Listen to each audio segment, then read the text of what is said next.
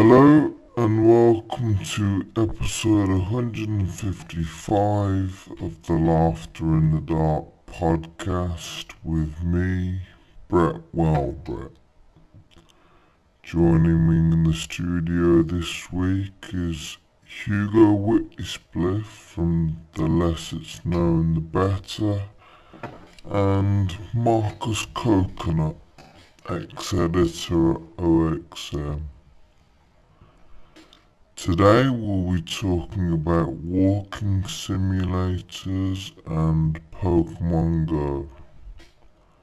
We will also be talking to the legendary Hironobu Sakaguchi a little later, where he'll be telling us all about how he came up with the idea for the much loved Final Fantasy series. Very exciting stuff.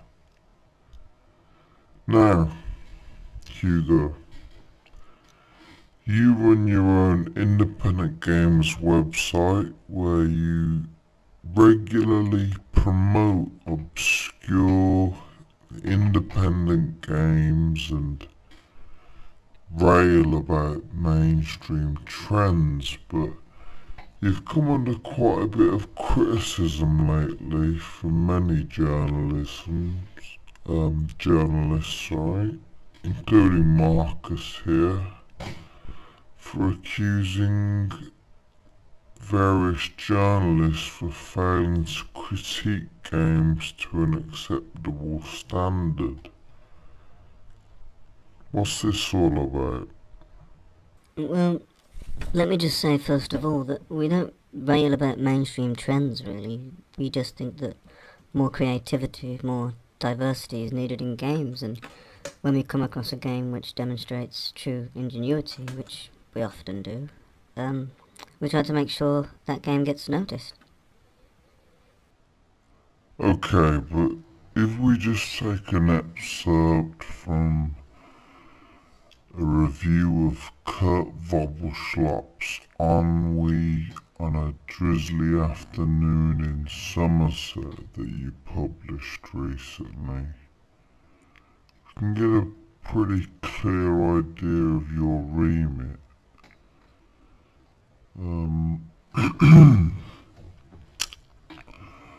Vogelschlop has managed to convey, with effortless grace and precision, the vague and unsettling sensation of listlessness, by giving the player little more than an empty room with four blank walls and a frosted window where flecks of grey sky can squeak through. He completely captures that feeling of utter, insurmountable boredom. 5 stars. You're shaking your head there, Marcus. Is there something you'd like to add? Well, to me that sounds like an inadequate premise for a game, really. It's a masterpiece. How long is it? I don't think it's necessary to assign a duration to a game like this. Well, how long did you play it for? I don't know, 9 hours, maybe less. You played a game where you sit in an empty room doing nothing for 9 hours. If you think that excavating the self, flushing the mind of trivial thought and embracing the vacuum of solitude is nothing, then yes.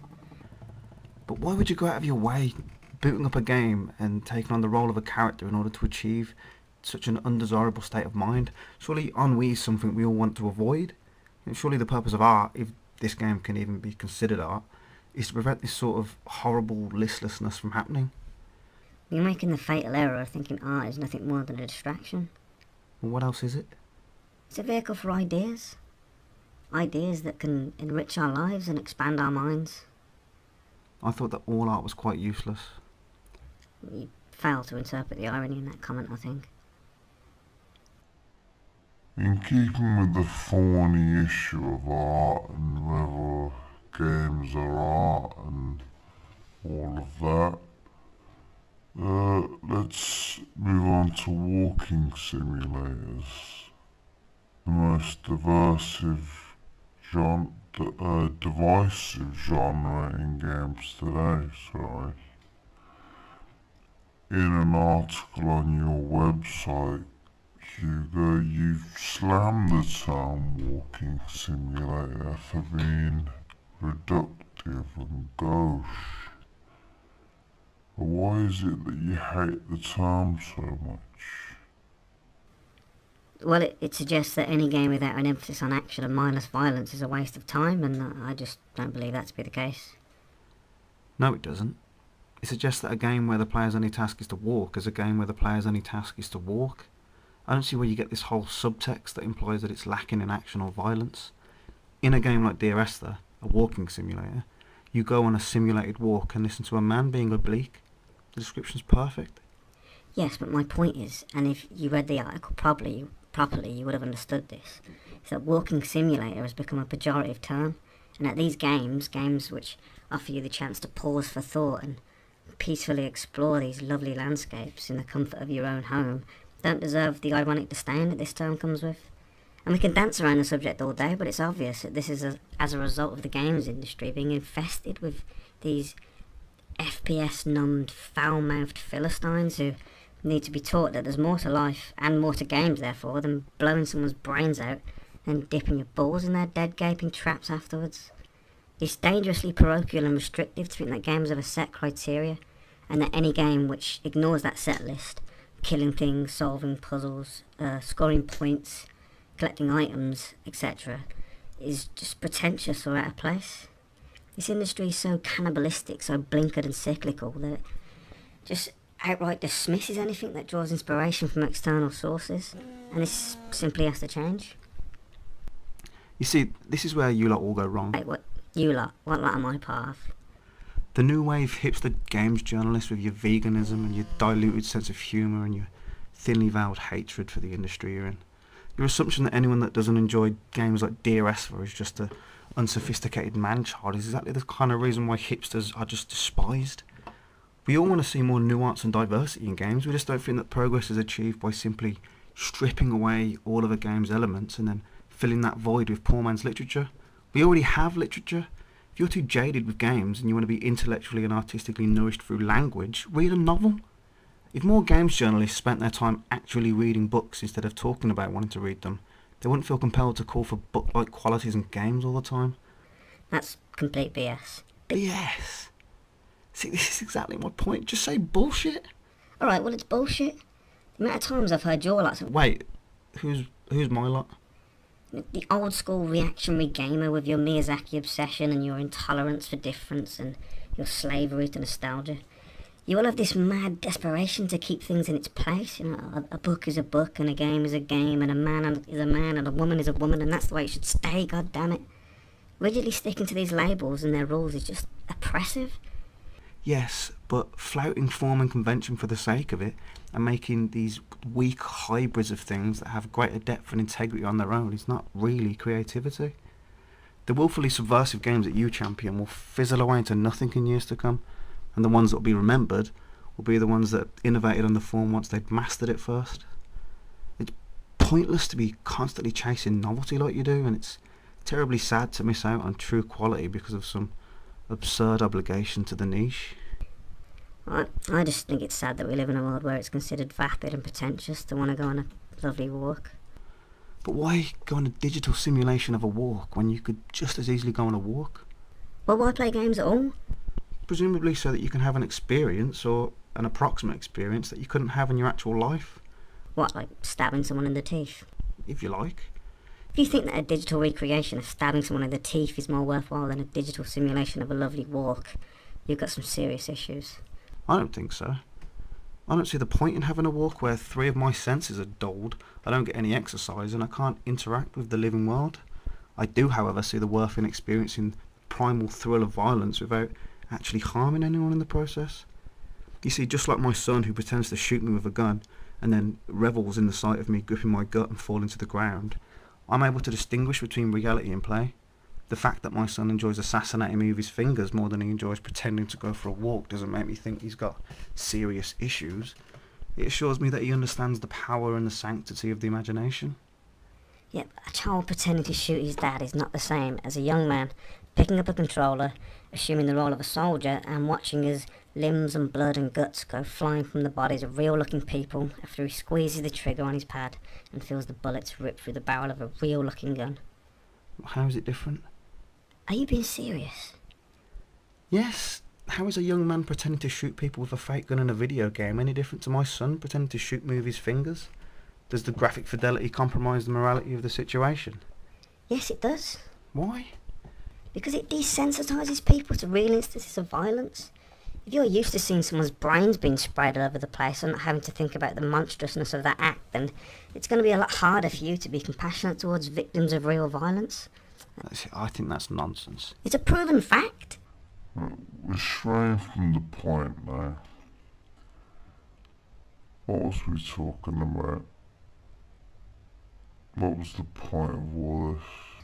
Well, he was upset that people like me like the games that we like, and I was upset that the games that we like are always being criticised by people like him for pleasing people like me. It wasn't just that. Pretty much. It sounds a bit pointless and ridiculous when you put it like that, doesn't it? Yeah, it does.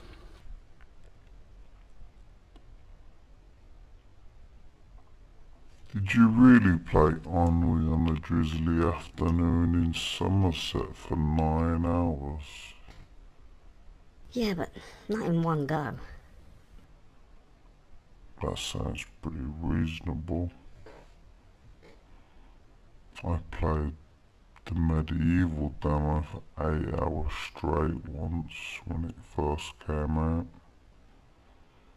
Just the same thing, again and again.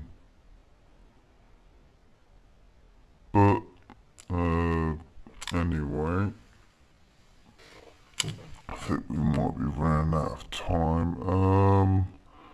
Just before we finish, Pokemon Go. Pokemon Go's a bit ubiquitous and shit, isn't it? Yep. It's like back to Bedlam all over again. People are fucking morons. The Angry Birds generation. The whole world's constantly twatting about the worst Pokemon game ever while Inside passes quietly by. I didn't actually like Inside. What? I thought it was a bit obvious.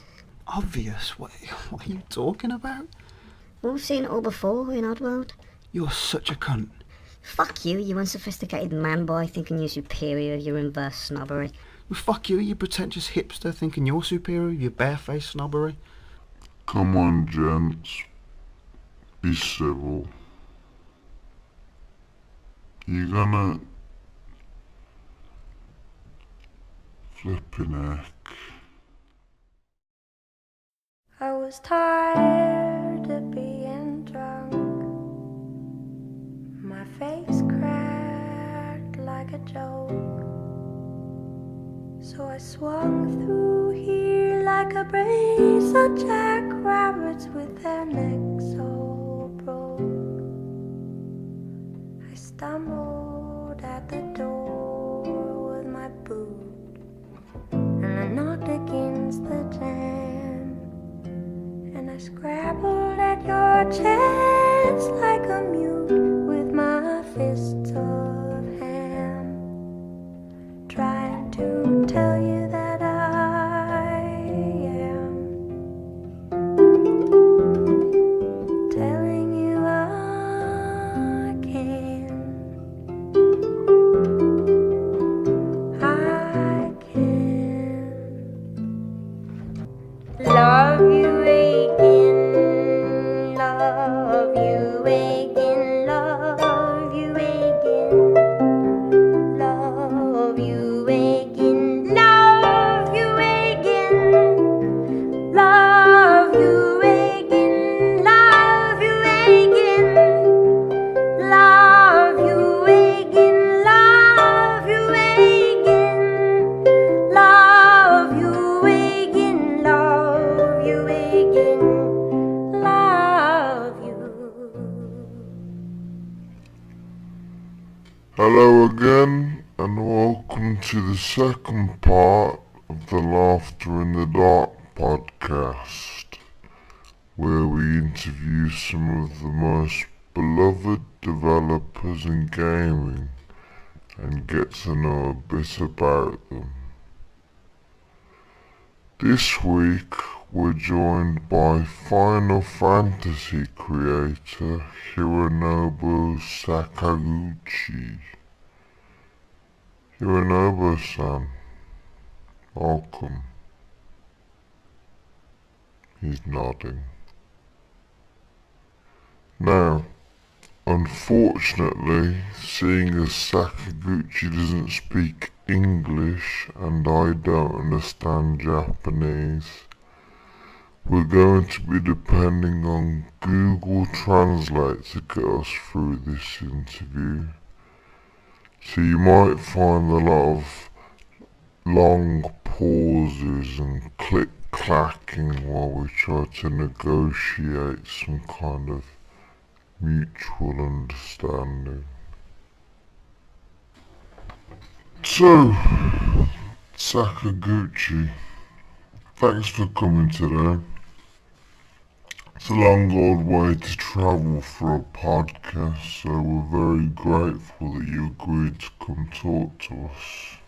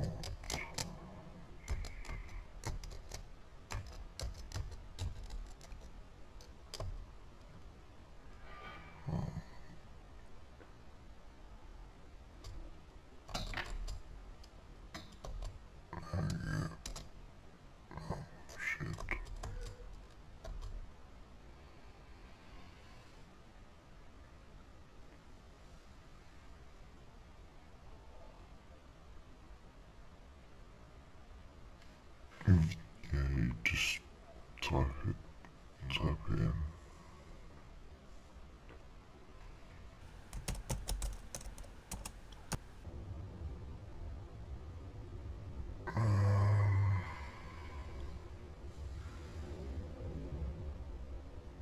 No problem.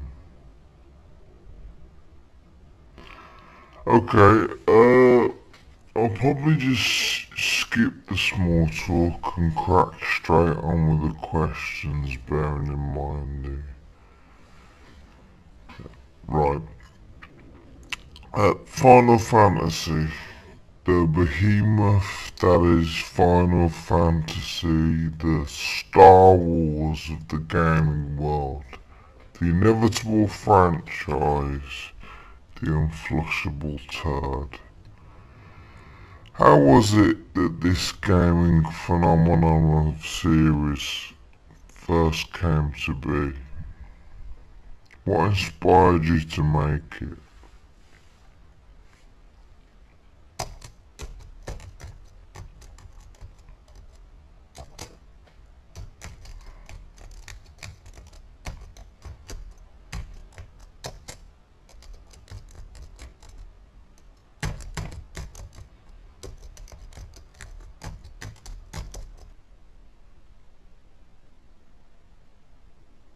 Yep, just same again.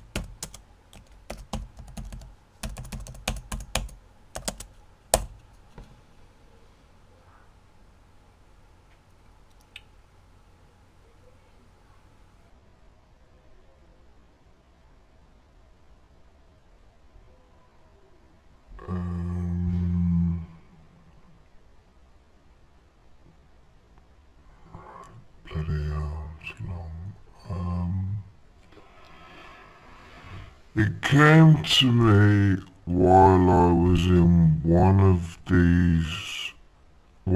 those sordid Tokyo hostess clubs. I forget which one now. I was with this charming American woman who sat opposite me in the booth, glugging champagne like a genuinely talented recruitment officer at the staff Christmas party. That glint of transgressive sadness in her eyes, like everything she saw was a double exposure of where she was and where she might have been if she'd believed in the dreams of her youth. She was telling me in excellent Japanese how she felt madly responsible for the bombing of Hiroshima and Nagasaki on account of the fact that her father was a World War II veteran, and whenever he used to visit her in Tokyo, she would smile at his xenophobic jokes and keep quiet when he would spit insults at passers-by. She thought that while it might seem a paltry consolation for hundreds of thousands of robbed lives to chastise her racist father 50 years down the line, she still felt that keeping quiet because it made for an easier life said something terrible about liberal complicity, and that her failure to address something fundamentally wrong out of a vague sense of loyalty might be just the thing that causes these kinds of conflicts to happen in the first place. After a while she excused herself, no doubt to hoover up some more of that coke I saw her score from the barman on the way over, and I watched her stagger tragically but beautifully into the dark, and thought about how I might make a way for people to escape this squalid and helpless world, if only for a few hours at a time. How could I create a place where the simplicity of youthful joy and wonder could somehow be preserved? A sanctuary for the world weary, where any moral issues can be easily resolved. I decided from that night to dedicate my life to realizing this vision. But, alas, I failed. Instead of creating the sanctuary I'd imagined, I gave life to an abomination that grows more and more monstrous every year. I look at Final Fantasy 15, those boy band ponces being flashy and shallow in a grossly spectacular world, and I think back to that American hostess. I wonder what she's up to now. I wonder, after all these years, what she'd make of me. I doubt she'd be impressed, even if she remembered me at all.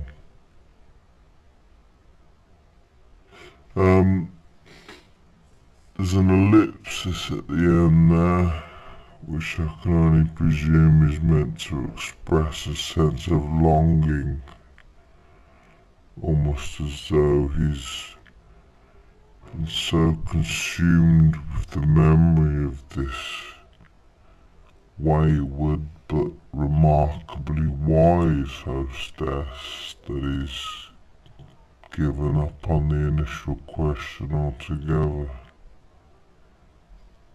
And in fact, from what I can tell from the distant expression on his face now, I'd have to say that's probably the case. Yep, looks like he's had enough.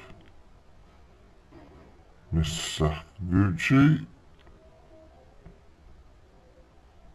Mr. Hirobu-san? No. No, he's gone.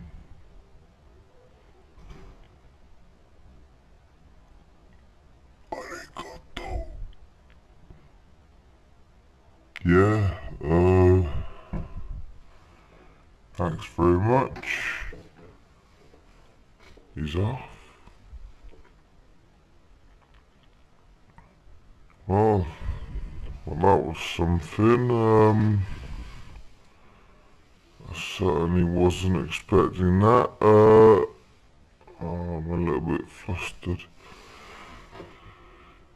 Do you have Otama sandwich? No. Well, that's it then, isn't it? Yeah, that's it. Just need to make sure he gets out okay.